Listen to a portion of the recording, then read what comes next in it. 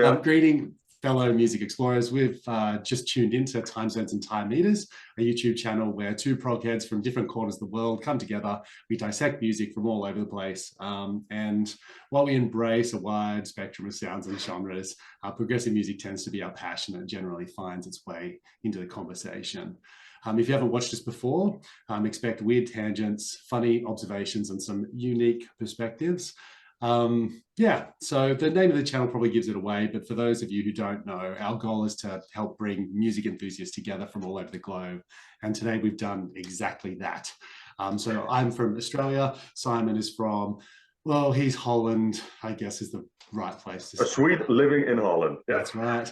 And today we're joined by a special guest, someone who's been actually a guiding voice in my world of progressive wanderings. And if you love odd time signatures, intricate compositions, and deep dives into the artistry that's behind music, this is the guy to look up for sure. We're joined today by Iain. I think he's a pretty brilliant mastermind behind Time Signatures, a YouTube channel where he reviews progressive music with both insight, some pretty good descriptive language. I think that's probably your best. Flowery, that's where I was going to go with. Yeah, it's kind of my jam, to tell you the truth, and a hell of a lot of enthusiasm. So thank you for joining us today. I'm delighted to be here. I'm pretty good, yeah. It's just gone 7 o'clock in the morning in the UK, so if you'll have to excuse the thermos flask as I sup on my delightful black coffee to keep myself conscious, alive, awake, and somewhat, verbose in the way that I am so often considered to be.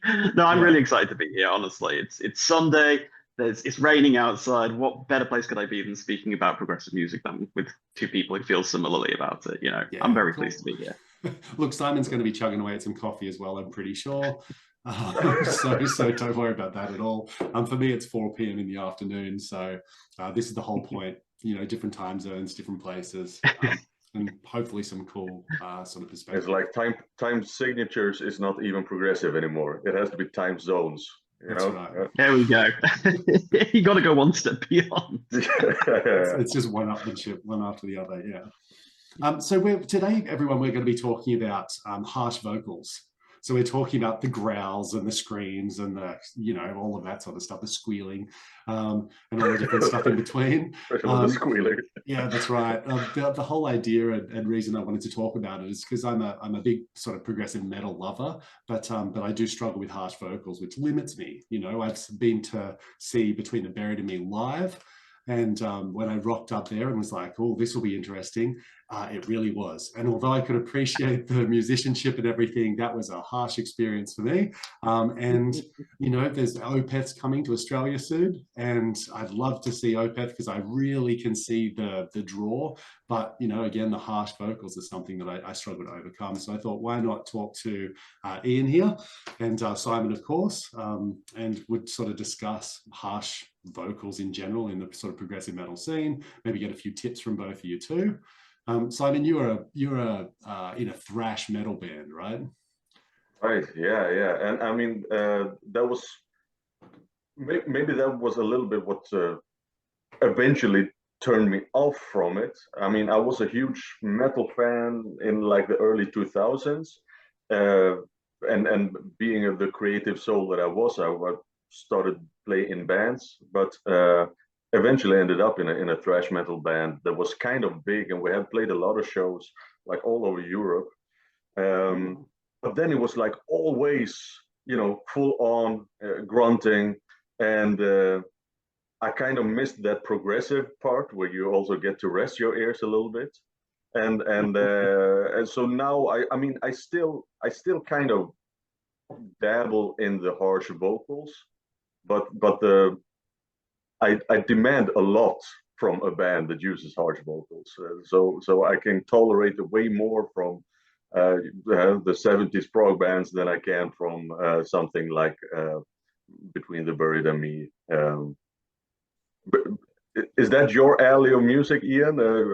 Between the Buried and Me? Are you a big fan? Yeah, definitely. My literal favorite record of all time is Cullen's like Between the Buried and Me, but it didn't start that way. It took me a while to get to appreciating scream vocals. I mean, nowadays I just want to look at a band like I've never seen before And if they're not screaming directly in my face, then I'm probably not going to be as interested as I could otherwise be, because I kind of gone a whole 180. I started off like really, really not liking harsh vocals, not gelling with them at all. And kind of like now I'm like, if there's not a bit of grit, if there's not a little bit of bite, I kind of get bored in a sort of way, especially if it's like a really long album, if there's not that kind of grit What to it. was I'm just your like, what was your background, Ian? Like what God, musical yeah, now that. did you come from? Okay, so right, this is gonna sound like so. I got into metal, and it's the most roundabout way that I got into metal. Most people they'll say stuff like, "Oh, I got into it via Iron Maiden," or "I got into it via I don't know Black Sabbath or whatever." And I had tangential sort of like connections to that kind of music,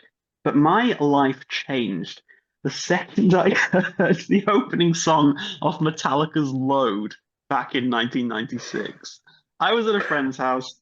He got this CD. He put it in. He said, "This is going to change your life. It's going to blow your mind open." And he just got James Hetfield going, "If you give me that, give me that, give me that." And I'm like, I was seriously, it's like somebody unlocked a portal in my brain, and I was like, "Yo, bro, what the hell is this? This is the coolest thing I've ever heard in my life." And I just sort of went from there, and I went from obsession of Metallica. I was like, everything. I got everything Metallica, and I wouldn't listen to anything else for like the longest time. Then I kind of got into like a point where I wanted something new, wanted something different. And this guy on an internet forum back in like 2003, it might have been, was like, "Hey, listen to A Change of Seasons by Dream Theater. It will change your mind, your life, your everything." And I was like, it's a long song. I don't know if I'm ready for this, but I thought, screw it, hit play. And I just went off and did other things. And by the end of it, it's just like, I felt like I was staring into the abyss. I was like, like what? Nice. I was kind of like, what the hell just happened? And I kind Yeah. of just went from there. But for a long time, again, like I say, I was really into the melodic side of things. I mean, I know James LaBrie gets a lot of flack for his vocals, but I really liked them. I thought they were great, and I still do like James LaBrie as a vocalist.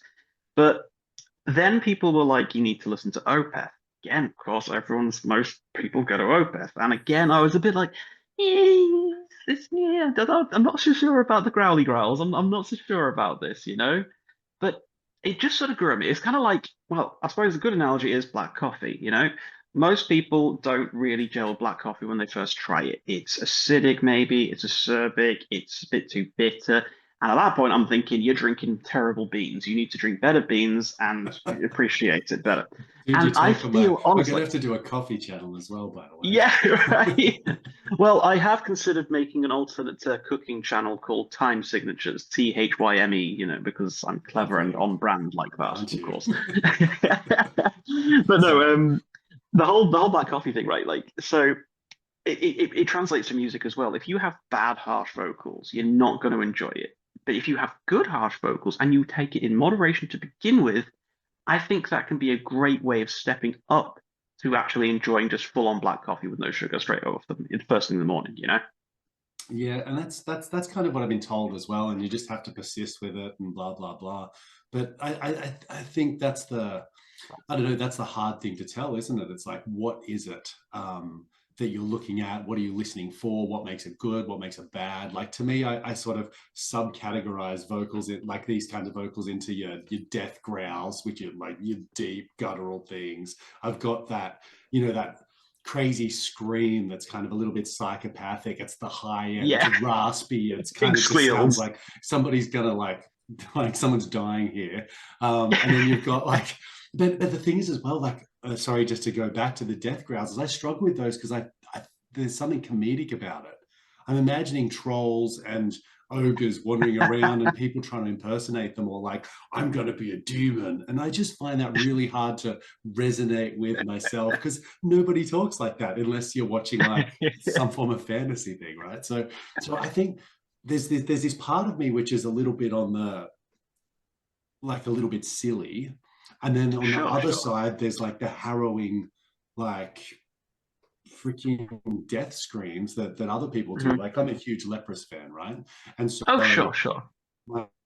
My favorite probably track by them is Slave. And so it has screaming in it. Like, Slave, it sort of slowly builds up. It's got that long, sort of melodic, harrowing kind of sound. And then when Einar just like, goes to the opposite end of his like angelic vocals, it's so disturbingly good. I get it. I totally get it and can listen to that song, love it, but I can't listen to that for very long because No, that's internally fair. I'm like going, oh my God, like, this is terrible. And so I think it moves me, but it's like getting used to that so that I listen to it at length or whatever. And so that's where I kind of fit into it. And I know lots of other people in my sort of musical sphere, I guess, that feel pretty similarly. Like it's hard to digest it, right? So it's when you say just harsh vocals, it's hard to just go, oh yeah, harsh vocals, because there's so many different nuances within them that I Yeah, absolutely. Anyway, and I mean, it might come down to that. I mean, maybe we won't win you over. It's possible. It's possible. However, I would love you to try. Right. And I will do my hardest to try. Yeah. So lately I've been listening to the Old Dead Tree, which is have you heard them before, Ian? They're like I think Rings they're a like bell. they're like a French sort of prog-ish band that sort of have their roots seated in doom. There's a really good album called Second Thoughts that I've spent a fair bit of time on my rotation lately. I'll send you a link later for sure. And anyone Amazing, please do. Yeah. I also looked at Aquilus, Bellum 2, which I know you're a big fan My album of of the year last year. Love that one. That one, like that's one of those things that I listen to and I go, oh my God, I love the compositional intricacy behind this. And the lyrics are just a little bit back from the fore of the composition. So I found that easier to digest as well. But what was the other one? Parias, which I know that I actually heard about that because of you too. Oh, there you go. You can talk about that later. But anyway, so I've got those three sort of earmarked, if you will, as like kind of like, oh, I'm on the edge. Like I can kind of listen to this, kind of, but I don't know. Yeah. Look, I should probably pass over this. I'm rabbiting on too much, but Simon, what about you? Have you got something that you're like listening to or that you would recommend listening to? Maybe, and then we'll duck to Ian afterwards. Well, I think that you're on the right track. You booked tickets to. Did you have tickets to Opeth? You said so.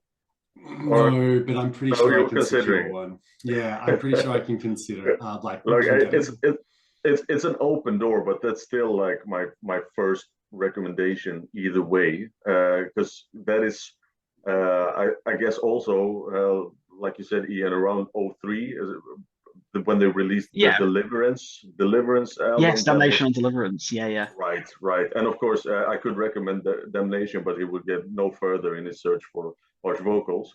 But indeed, that pair of albums really it was magic when that got released. And I think like just what you said, Josh, there can be different kinds of harsh vocals, and Mikael Åkerfeldt really has those deep guttural, like a demon. But I understand from people that analyzes his way of growling. He's really close to the mic, so basically, and that's a bit comedic in a way. Volume-wise, he's really low. Like if he doesn't have a microphone, nobody hears him. So it's almost like an ASMR kind of growling. But and I know, for example, my wife, who enjoys growls and had Children of Bodom, bands like that, she despises the way Mikael Åkerfeldt is growling. But so I guess to each his own.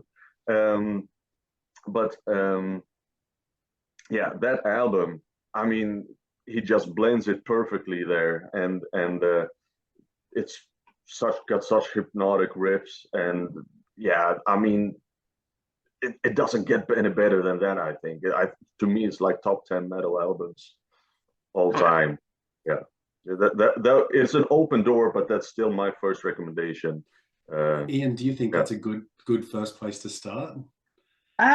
Okay, so I kind of did a little bit of prep work, a little bit of homework for this video because I love doing this sort of stuff. I don't like going into things too unprepared. It's just my life. This is how I am. So I kind of got things split into three categories in front of me. I've kind of got like your beginner, your intermediate, and your expert. Like I would never recommend to anybody that they start with Death. bad place to start. Don't do it. If you're not into in ground vocals, don't start somewhere like that, because you're gonna think to yourself, what the hell is going on? This man is got like a serious throat infection and he needs a lozenge or something like that, you know. But the sort of places where, well, I'll tell you what opened my mind to death growl sort of as a thing, and it's such a really random thing. It was Aeron's The Human Equation. And on that, you have Devin Townsend performing on the track Day 16, Loser. And he goes absolutely ham on that track. And I think the reason why I found that appealing when I've been spending so long so long not gelling with harsh vocals, is it because it was contextually relevant to the music. It made sense within the story, it made sense within what was happening musically, Yeah. and it helped me to understand that harsh vocals don't just have to be a sonic assault in the senses at all times. They can be used sparingly, like a little bit of accenting, a little bit of flavor, a little bit of spice here, there, and everywhere. And the same, like I say, like you mentioned, Paris with the signal heard throughout space. Yeah. Great record, absolutely fantastic. Very sparing, Spartan use of growl vocals throughout it. So Yeah. if you don't like them overall, you don't have to get overwhelmed by them, which is great. That's then, of totally course, how I feel with that one as well. oh yeah, So, yeah. And that's It's one of those actually things where it can be just easy, you know. Yeah, and it definitely when it cuts in, because it doesn't happen until what, like 5-6 No, tracks no. in, right? But once it does, Mhm. it kind of was definitely bearable for me, and I kind of got through it. And the fact that it disappears a little bit as well, and he gets back into some other stuff, gave me some space, if you will, to not just Absolutely. go, oh, I'm done. So That's it. That's it. so at the moment, I'm kind of going, okay, that makes perfect sense. Sorry, context, No, everybody. it's fine. Yep. But I think another thing with well with harsh vocals is sometimes it's not necessary. Like you say, there is a spectrum as to what harsh vocals are. You got your death growls, your pig squeals, your doom grunts, all that sort of thing, yada yada yada. But I think the best place to start kind of weaning yourself onto death vocals is going with vocals which are contextually challenging. So I suppose what I'm trying to sort of clarify with that is vocals that they have a certain grip, they have a certain degree of heaviness to them without actually going full on into barking territory. And you could argue that early Metallica, like on Justice for All, for example, great example of that.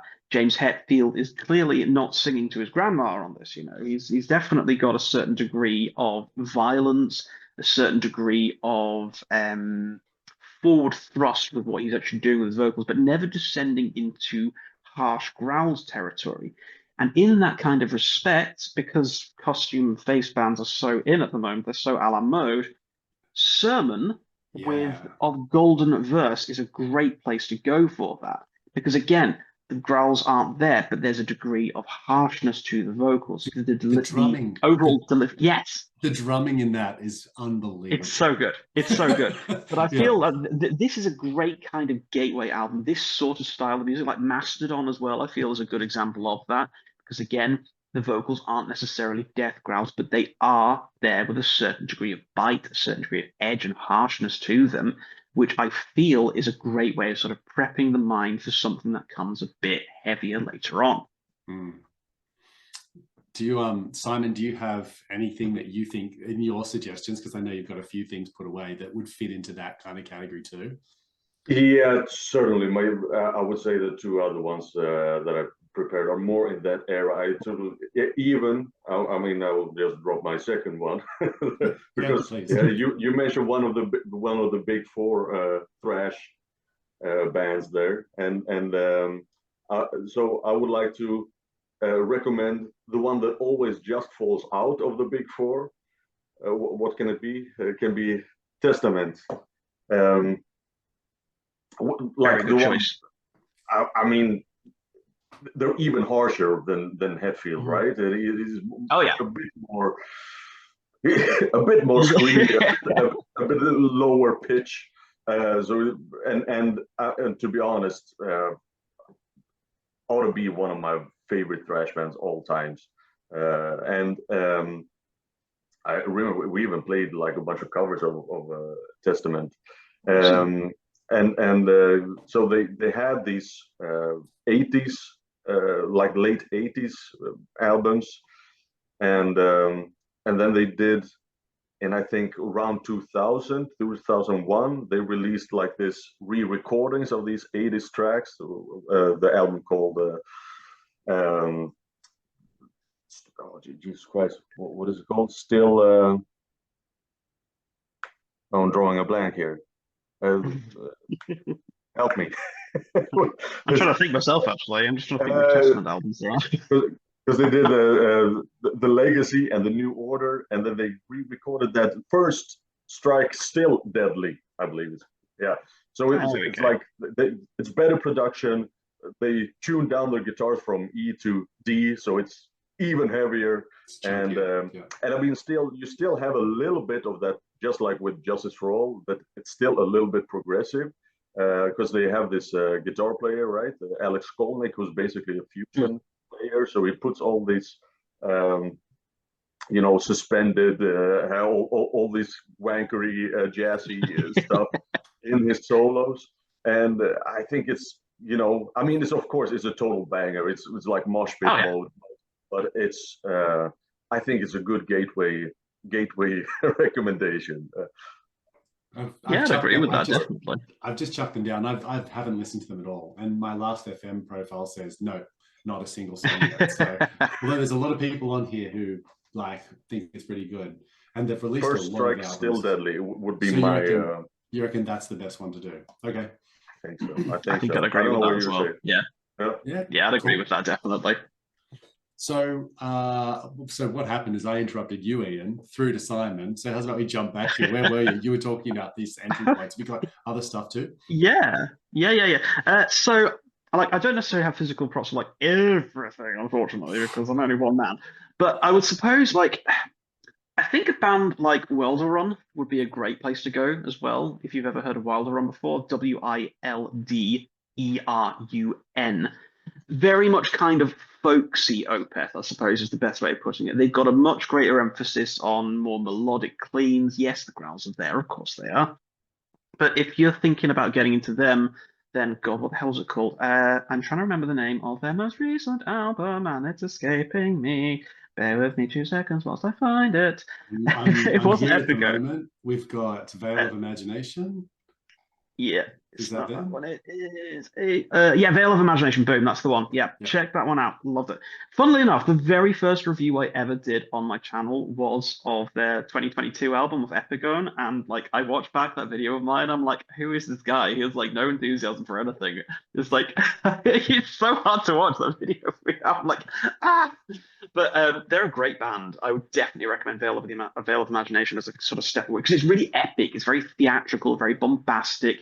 And it pushes past that kind of we're dark, scary, evil demons sort of thing, more to the point of we are Lord of the Rings and epic kind of style. And I think in some ways that can make it easier to cope with, because it knows it's fantastical. It knows it's overblown and pompous and almost silly to a certain point.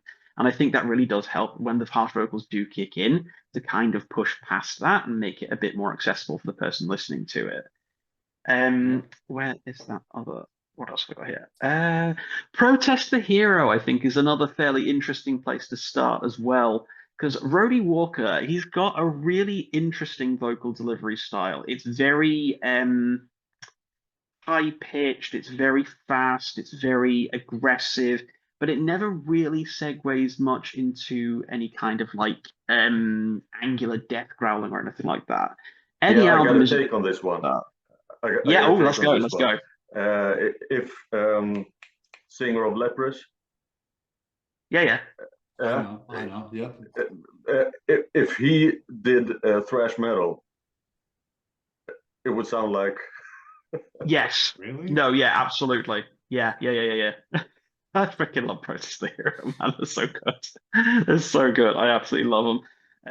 I mean, a lot of people will tell you what their own personal favorite album, but Volition is where I got started with Protest the Hero, and I just think it's a really fun record. It's got so many memorable tunes, and I think the vocals are aggressive enough to again sort of open up that gateway, but not so aggressive that they might scare you off. I mean, they can be a little bit intense, but I think it's the difference between being overtly aggressive and overtly throaty and growly and screamy, and actually still being very intense, very full on and in your face. So it kind of helps in that sort of way.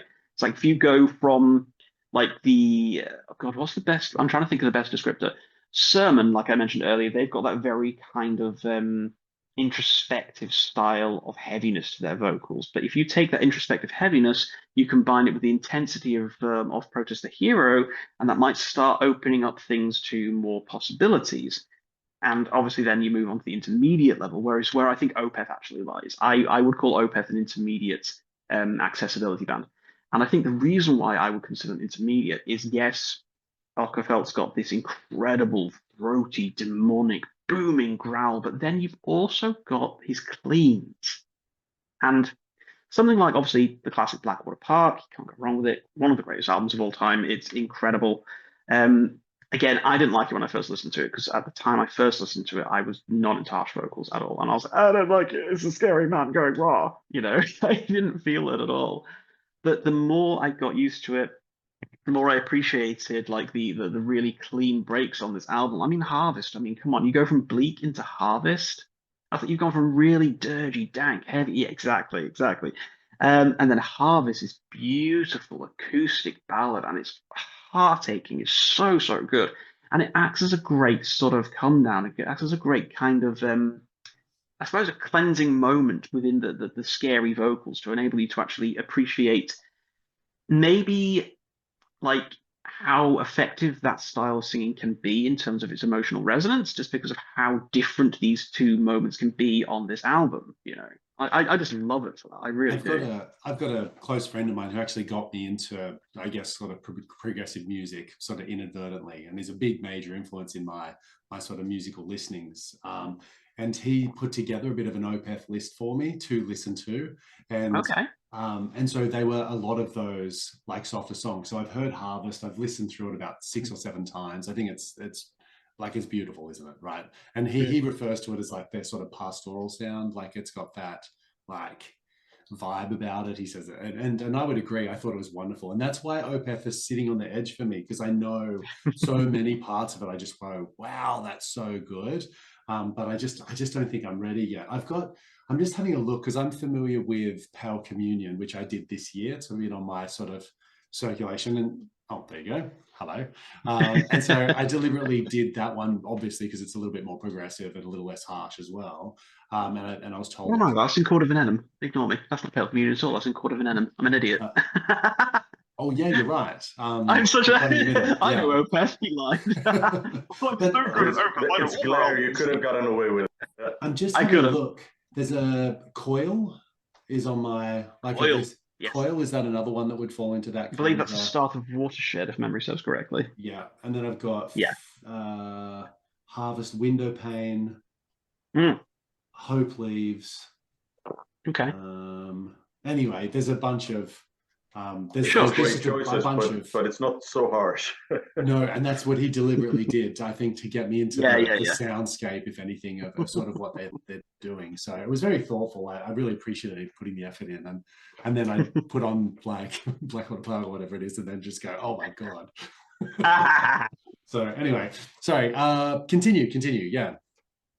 But again, like when it comes to this sort of intermediate level, I'm a big fan of Neo Obliviscaris. I absolutely love this band.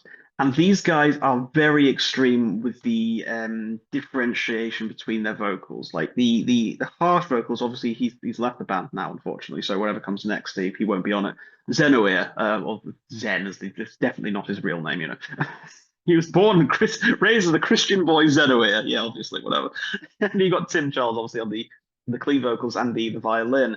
And it's this massive discrepancy between the two of them and their styles. Like you've got one with this pure Christian white boy, heavenly vocals with his violin. You know, you could see him in church, you know, with his little like robes on and everything, being like a really nice young man who like all the grannies around the neighborhood say, oh, he's lovely.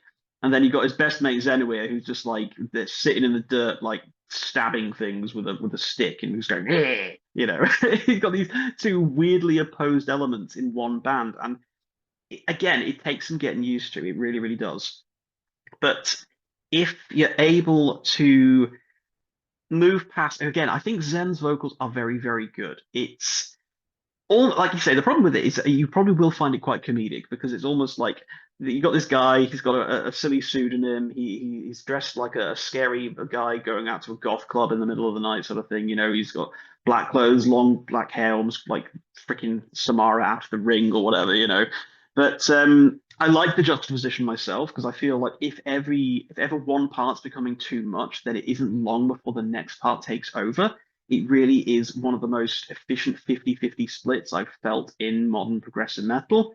I love this band. I think the instrumentation side of it as well is another thing which can help you move past the overtly harsh vocals. Because as much as the vocals are there, Nia Bliviscaris for me is more about the instrumentation than it is about the vocals more than anything. Because obviously you've got this high violin going on, incredible bass work, like some of the best bass work I've ever heard. And as a low end warrior myself, like I listen to this, I'm like, oh my god, I can never do this. It just makes me feel inadequate, and it's great. But yeah, I would thoroughly recommend trying Nia Bliviscaris. Start with something like the second album, Citadel, or maybe this one, their third one, or I wouldn't start with their first record. Is all I'm going to say. Anything except the first record, because the first one, Portal of Eye, is a lot. It's like 75 minutes long, and it's a lot of a lot. It's a huge, big thing, and it's not an easy thing to recommend to people straight off the bat. Anything else, they're like 40, 50 minutes, and I love them. I just think they're a great way to start. Once you get more accustomed to harsh vocals, I would say they're a good step up to the next level, you know? Yeah, yeah. Do you know Neo Obliviscaris, Simon? I know, and now I'm looking up like what album is it that I heard from them? Like, was it the first one or not? I remember it being very extreme and Yeah. like a lot of acrobatics, like also pretty fast on the double bass. Oh yeah, bass drums, um, and indeed, like I think it is something. At least from my memory, I have not spent a lot of time with it. It's like you have to be a bit in the mood for it. yes. It's not something that you just have softly on the background. You really have to embrace it. And then I because I remember I had like different experiences with it.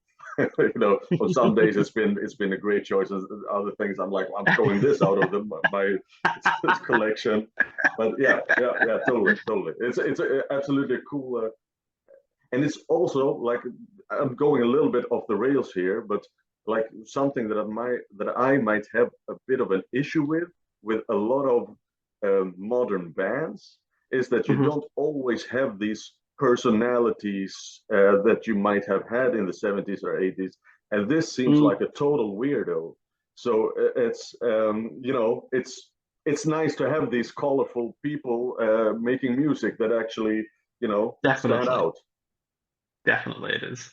I'd heard of them because being an Aussie, they sort of are within my periphery, you know, like absolutely. Well, they are Australia. Yeah. Oh.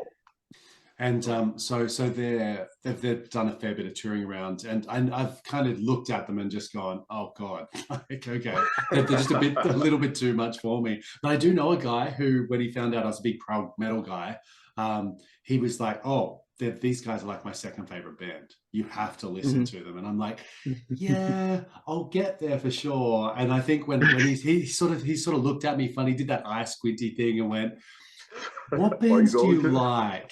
And so then when I started naming like some of my favorite bands, he just kind of was like, oh, right. And I don't think he thinks can say that I'm a progressive metal fan if I can't appreciate. Not a true metalhead. Yeah, and so it's like yeah, exactly. I don't really give a shit, but in saying that, but there's definitely some really devout sort of fans, you know, that know of this band, but based on what I've been told, they're hell of a thing like live as well. And that's what I've been told, is that they are unbelievable live, and that I really should, if I can, like invest in them to check them out. 3 times now. Oh, lucky you! That's cool, especially an Aussie band as well. I know, right? I'd be lucky to catch them in the UK, like as many times as they've been over here. I'm like, oh, so exciting! Get a great fight. As someone who sort of grew up in Australia, that's actually where my roots started with like progressive music was kind of Carnival and Oh, sure, yeah. and like Dead Letter Circus and Also a great bands band. like and so that's and who else, like the Butterfly Effect. They're a little bit more sort of new metal-y, I guess, but Sure. it's these kinds of bands that are very melodic, you know, they're prog light, I'd probably call them. Sure. But you know, it's that next tier, right? And so that's what I'm trying to crack. So these are good so far. I mean, also you all got Caligula Source as well, so No, you know exactly. Australia's cooking. Australia is cooking when it comes to progressive metal, as far as I'm concerned. You guys got the goods, you know, you got the goods. It was quite the thing in the like early 2000s. They really did create quite the culture within this area as well, right? So and then they sort of fed off each other. That's Cog as well, and a few other bands too. So but anyway, back to pardon?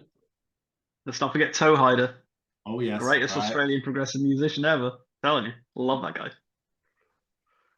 So how about we go back? Where are we? We're at the intermediate level on the borderline of I've got another couple. I've got another couple of intermediate ones that I just want to talk about briefly. So now, as a general rule, this next guy I would say absolutely not in terms of do you like harsh vocals or not. But I'm going to throw it in there anyway.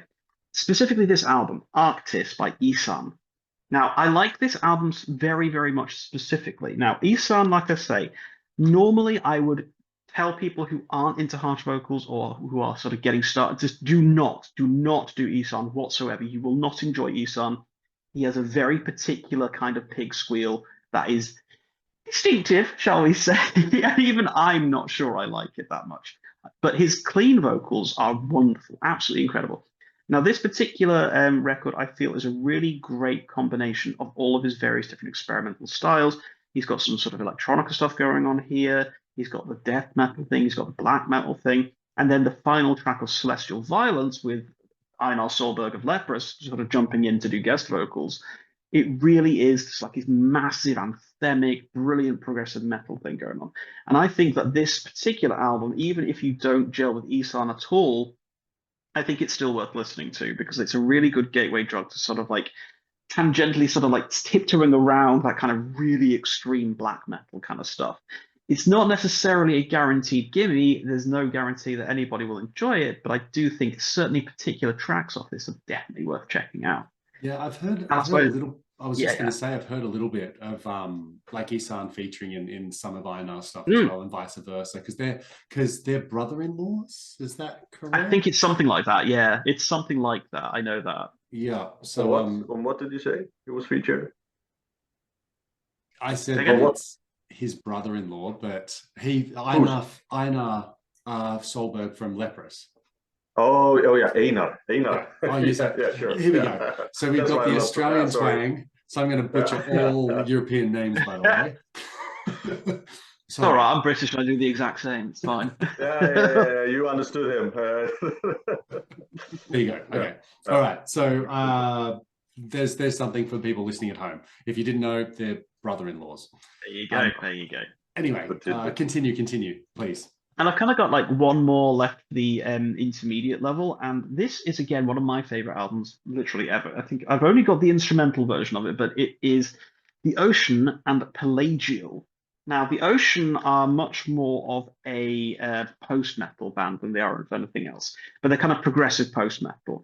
Now, the weird thing this was an interesting record. It was originally written to be an instrumental album because the vocalist at the time was having serious issues with their voice. They were not sure if they could even perform ever again. So the band wrote it as an instrumental piece, and it's great. It's like a concept album about descending to the bottom of the ocean. So you start off kind of light and airy, and you get danker and deeper and heavier and sludgier the more the album goes on. And they did eventually make a version with vocals to go alongside it. And I think that it skirts the line between death growl and melodic, like, thrust, I suppose. There's an aggression to the vocals, but a lot of the cleans aren't death growl. They are very much easy to understand. They're quite melodic. They're quite straightforward. But I think, again, the reason why it's intermediate is because the more you get into it, the heavier it gets, yada, yada, yada. But the early on stages of this have got some of the coolest riffs, some of the coolest like vocal sort of melodies I've ever heard in my life. It's a wonderful, wonderful album, and I would say for me, The Ocean are one of the most consistent bands I've listened to. They've not everything will hit in terms of like, how do you like your vocals kind of thing. It's like, how do you like your eggs in the morning? Some people like them sunny side up, some people like them scrambled, whatever, blah, blah, blah. But in this case, it's going to be your mileage will vary on this band. But I think that Pelagial is definitely a great place to go once you've kind of gotten yourself used to the idea of a harsh vocal. It's a good stepping up point, and I think it's absolutely brilliant. I saw them play in 2019. We have like a prog fest was like a thing, and they were one of the big bands that played. And just while you were saying it, because I haven't really explored them too much, because I remember them being a bit harsh at the time. I'm just having a quick look at the set list for that. So we're talking 6 years ago. I mean, fun. Yeah. But, all right, I'm going to hit you with some titles and any of them from it. Right? We've got the Cambrian Explosion. Yeah. Cambrian 2, Eternal Recurrence. Ordovicium, the Galatian of Gondwana. What the hell? It's the fun part of The Ocean is trying to pronounce the bloody song names. Yeah. Hadopelagic 2, Let Them Believe. Yeah. Firmament, Silurian, Age of the Sea Scorpions. Bathyelpelagic 2, The Wish in Dreams. Bathyelpelagic 2, yeah. And Permian, The Great Dying. So I can promise you. Good set list. Is this the same band who basically makes it into like a history lesson or like a prehistory lesson? Yeah, right. Yes. Yeah. That's the one. Yeah. That's the one. Everything's named after certain eras of like human history or Earth history and stuff like that. Like Cretaceous this or Phanerozoic that and all that sort of thing. It's like if I'm looking at this written down, I have to take a minute or two to figure out how to pronounce the bloody words. It's like right. Yeah. It's not sing along friendly. No, definitely not. So what would you reckon that like a standout track would be, if just for anyone listening who might want to dip their feet into it? God, just from that album. I would from The Ocean, I would just say the first 2 or 3 tracks is probably your best because it flows like a singular piece of music. But I would say the first 3 or 4 tracks, I reckon, is probably a great place to start, like the first sort of 20 minutes or so of the album. And if you don't gel with that, then you can probably safely move on at that point. We don't move on. We go back to the beginners and then we work our way. There we go. Exactly. Go back to listening to the signal heard throughout space. Yeah, that's amazing. Right. Yeah. Okay. Simon, have you got something? Well, it's funny. Yeah, I mean, I had another one, but this is more interesting because now it evokes like memories of other bands that I haven't thought about for a while. Because now I think, like, is this a whole subgenre with prehistoric like geography or whatever? What do you call it? I believe there is a also progressive metal band. What the heck? What, Jurassic? Is that a band who has like a tune that is called Prehistoric, and then you have Prehistoric 2? And I I'm intrigued now. Oh man, okay. I will. I'll get. Yeah. No. There's too much dinosaur soundtrack stuff on Spotify for me to find this immediately. I will PM you or whatever. But so that's one band I'm thinking about. But there's also a pretty cool band that is called Intronaut. I like Intronaut. Yes. Right, and they have this record Prehistorisms. Yes. Yeah. And this features harsh vocals. It's a pretty cool band. And they have like this last epic, although I believe that's an instrumental one, the Reptilian Brain, which also just has exactly that build up that you just mentioned for that previous album. It starts out almost like a funk track and it ends like death metal. It's like, and it has all those little steps in between. Genius track. That 15 minutes of but yeah, so maybe not harsh vocals on that track, but at least harsh music and the build up to that. Just general recommendation. Apart from that, I would also, as a side note, I mean, I think that Gojira is a pretty good like entry level band to harsh vocals, and maybe skip the first album because that's more like a nu metal-ish sounding, but everything after that is a bit more classic prog metal with some aggression to it. But yeah, I think that was what I had. Funny, I'm really gonna get to the bottom of the Jurassic thing. It was a cool. It's gonna annoy you now for the rest of the day. Yeah, but I haven't thought about it for like 10, 15 years or whenever I discovered that. So I have to dig deep there. You'll find it, I'm sure. For your favorite dinosaur metal. You'll end up waking up your whole family at like 2 a.m. in the morning. You'll just sit bolt upright and scream out your name or something. You know, children go flying and start screaming. Yeah. There was a lot of like rhythmical stuff there. Yeah, sounds cool. All right, so are we at difficult yet? Are we at the top tier? We can go into difficult. Yes. Okay. So the elite level, the ones which I would not recommend to people until they're used to this idea. Let's get the ball rolling. Sunbather. Okay. So obviously, this is kind of a fairly famous record these days because it doesn't sound anything like the front cover looks like, but it also kind of does in some ways. The music, very post-rock, very kind of wall of sound, but then George Clark's vocals come in and people will be like, oh no, what's going on? This happened to me. So much. This happened to me. I was talking to someone about post rock on a Discord server for a book series called Red Rising. And but anyway, long story short, someone's like, you have to listen to this band. Like if you're into all of these, you love Caspian, you love, you know, Mono, you love these bands, you have to hit this up. So I did and was like, oh, nope, that's too much for me. Sorry. I must admit, the first time I listened to Death Heaven, it was Sunbather because I can't try and pretend to be cool and be like I like them before Sunbather. No, I love them with Sunbather. That's what got me into them. But when I first heard it, I was like, "Yo!" I was like, "Okay, angry man." You know, and it was a bit unrelenting. It kind of took me by surprise, but I stuck with it because everybody kept telling me how it was like one of the greatest albums ever. And I do kind of like agree at this point. I think I put it at, I did like my 10 favorite albums ever video like about a year and a half ago, I think it was. And I did put Sunbather at like the number 10, and I do kind of stand by that. And part of me is almost tempted to move it up a little bit, but it is definitely not something to start with. My God. Like the music's incredible. It really, really is. It's second to none. It's so, so good. It's incredibly memorable to me.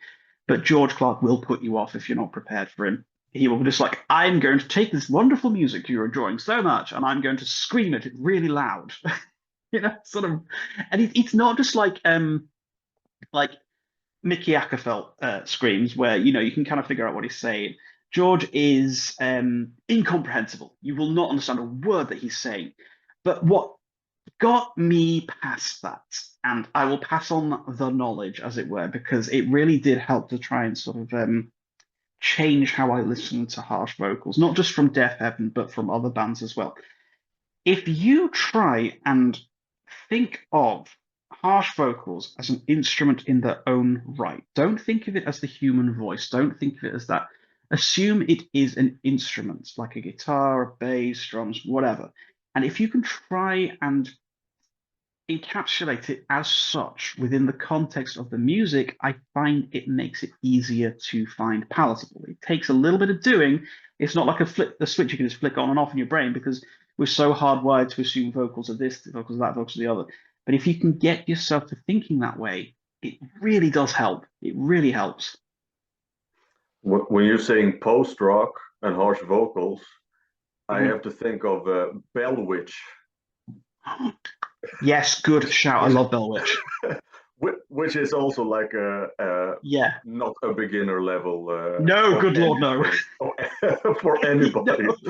No. But if you want to challenge yourself, go for Bell Witch.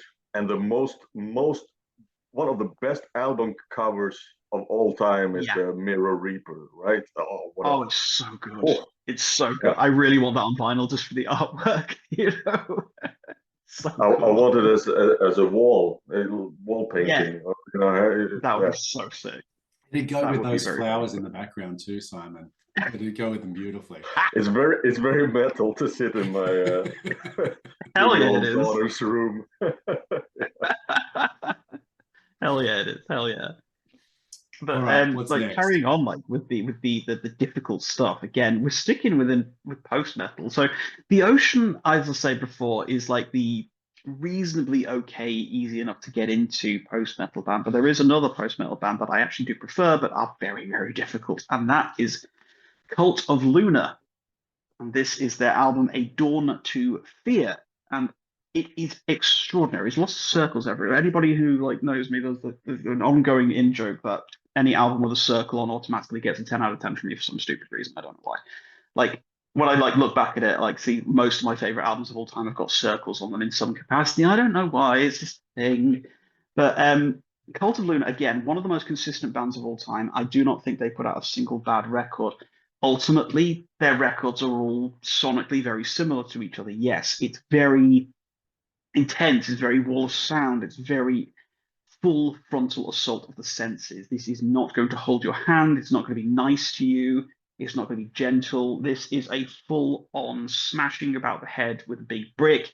It's loud, it's aggressive, it's extremely dense. Like it is extremely dense. But honestly, that's one of the reasons why I like them. If you get a good pair of headphones and you can isolate certain parts of the music in your head as you're listening to it, like you focus on the drums one time you listen through it, you focus on the guitars, the bass, or even if you just want to focus on the vocals, and you get a different experience every single time you listen to them. But again, the vocals are unrelenting. They are so aggressive. They are so heavy. It genuinely sounds like someone trying to just chase you down and murder you the whole time. So it's again not a place to start whatsoever. But if you're watching this video and you are into harsh vocals and you are looking for like some new stuff to listen to, if you've not listened to Cult of Luna before and you do want somebody to basically sound like they're trying to chase you down with an axe and murder you in your sleep, then you can't go too far wrong with them. I love them. I think they're fantastic, and they really scratched the itch for me once I gotten into harsh vocals because I was looking for more of it, more like greater extremities of these kind of vocals, and I was just like, these guys are too soft for me now. These guys are too. It's weird how I went from like I can't stand harsh vocals to these guys are too soft. You know? So I don't know. Maybe this is Josh's the first steps onto this path as well. Who knows? We'll see. We'll find out what In 5 happens. years' time. Yeah, Exactly. in 5 years' time, We'll you'll be like, look oh, at- Todd's Fear. Yeah. I That's was right. not looking for more stuff with harsh vocals, but after that description, I kind of feel like I need to hear. Yeah. Getting chased by an Honestly, axe. yeah. Honestly, any Cult of Luna album is a good start, but Dawn to Fear is probably my favorite. I absolutely love it. I think it's fantastic. Cool. All right, man. Do you know where to start, Josh? Yeah, that's right. I'd start at the beginning. I was going to say like one of my favorite bands is Rishlu, right? And so Oh, the reason I love Rishlu is because of that aggressive, like, you know, what's his name? Drew, like Andrew. Mabel, Yeah, whatever his Andrew. name is. Yeah. Like just his delivery is just so venomous at times. And in some songs like Alchemy Alice or what's Yeah. that? Something of Glass or something like those Yeah. songs are just like they just like curdle your blood a bit when he just goes off, right? And So good, though, isn't he? so for me, like it's like I can hit there, and he's right on the edge, I think, of that sort of beginning to start to go down that path. But yeah. So anyway, so when you talk about those things, I was just thinking like, well, what music have I ever wanted to listen to where it's got that bit of an edge? And usually I'd go to like, you know, some of Rishlu's more sort of aggressive stuff from like For sure. Idolin or something. But in saying that, I'll have to, yeah, I'm going to keep working at it. Like that's the thing, I will keep working at it. But yeah, I guess we should probably call it pretty soon. Is there any other bands that you wanted to? I know you mentioned Between the Buried and Me's, Colors is a big one for you and stuff. So good. So I'm assuming. And the thing is, like, Between the Buried and Me, you can get into that. If you go for something like Coma Ecliptic, for example, it's not my favorite of the Between the Buried and Me albums, but there's like compared to other records within their discography, there is very little harsh vocals on that one. So I think personally it's a good place to start. Similarly, I would suppose Automata 1 and 2 to a degree. There's not quite as much harsh vocals on those. You kind of have to listen to them as a pair. Even Parallax 2 is not as screamy as some of their other work. Like the early stuff from like Self-Titled, Silent Circus, Alaska, Colors, everything of that sort of era. That's just like completely harsh vocals with like maybe one or two lines without, you know. But Colors, honestly, I hated it when I first heard it. I really didn't get it because I didn't like Tommy Rogers' vocals at all.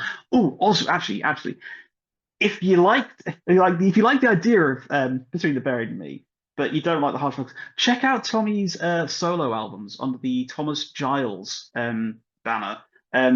Pulse, I think, is the one that I really enjoy of his. But anything from his sort of solo career, Thomas Giles, oh, it just shows how talented of a songwriter he is, how interesting he is, because he flirts with all these different styles, experimentation, electronica stuff, and weird kind of atmospheric Björk sounds and everything. It's so good. It's so good. I'm just looking forward to whenever the next one comes out because it's been like 4 years, I think, since Colors 2, and I'm like, bro, come on, what's going on? I'm getting bored. Give me some new material. That's cool. That's great. I know there's a band. So the friend that I mentioned before that got me into sort of prog stuff. One of his favorite bands is a band called Moon Sorrow. Have you heard of them before? He absolutely loves those guys, and that's and also he has a bit of a laugh with, is it Finitrol? I think they're related somehow, like another band. From, Okay. But no, I was just curious whether or not you'd heard of Moon Sorrow before, because they have those sort of epic, like huge soundscapes. Yeah. And some a good band. I like them. Well, the reason they can't get into them again is because of that. No, yeah, for sure. So I just wanted to sort of drop that out there. I know that I just wanted to see whether or not you had any thoughts on it too. But look, how's about we call it there? I don't know how long this episode is going. Has gone, sorry, but Simon, yes. Please, if I've cut you out. It's a pretty long episode, so we absolutely should round it off. But I found it. Oh yeah. You found it. You Jurassic found. It's the band name is called Spaced Out, and the album is called Evolution. It came out in 2008. I don't think I have listened to it since 2008, but I remember it as I would say, what the heck, give it a go. It's on Spotify. There's nothing to lose. Okay. I'm very glad you found it, just so that you didn't end up with like just like wrecking your brain. Yeah, that's cool. It might be all instrumental if I recall it correctly, but it's the theme is at least prehistoric shit.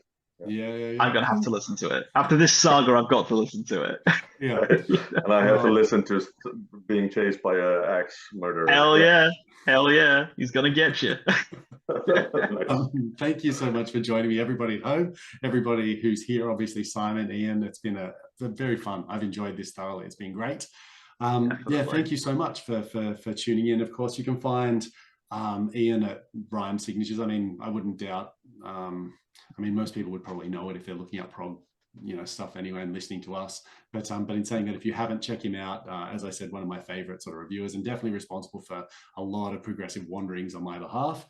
You can find Simon on Instagram under Simon's Album Reviews, myself as Josh, the Prog Wanderer, on Instagram as well. And we'd love to engage with as many people as possible and sort of keep building the community up. And, there's been just some truly awesome people that I've met online now because of this, I guess, like genre, like progressive everything just seems to have a really nice community, right? They're just lovely people that I've met. So I've had a ball getting to know people, and Iain, it's been an absolute pleasure to have you on today. I've had a great time this morning. It's been so good. I really enjoyed it. Thank you for the time and thoughtfulness as well too. I'm looking forward to delving into these future works as well. So fingers crossed, some of them land for you. Fingers crossed. That's right. And we'll do a follow up maybe. Yeah, absolutely. Yeah, 6 months from now, how did Josh get on? Let's find out. Exactly. Let's aim for that. I'm speaking on behalf of Simon. I haven't spoken to him yet, but I'd love to have you on board in the future as well, bud. So if there's ever any ideas or things that you'd like to talk about, or even if Simon and I have done a few works with different people just in terms of like what countries they're from and music from like their home country. So we'd love to. Guys, I've had a great time this morning. I would love to come back on the show. I really would. Yeah, fantastic. That's great. So we'll definitely tee something up in the not too distant future. Absolutely. And, I'd really enjoy that. Yeah, and I'll definitely keep in touch, obviously, online and For let sure, you know mate. how Please I'm do. going Please do. with the new stuff too. So yeah, anyway, guys, gals, and non-binary pals, I had to take it. Thank you so much for joining us. Inclusive. That's not mine, it's not mine. But thank you so much for joining us, and we'll catch up with you guys hopefully soon. Bye for now. Thank you, everyone. All right. Peace out.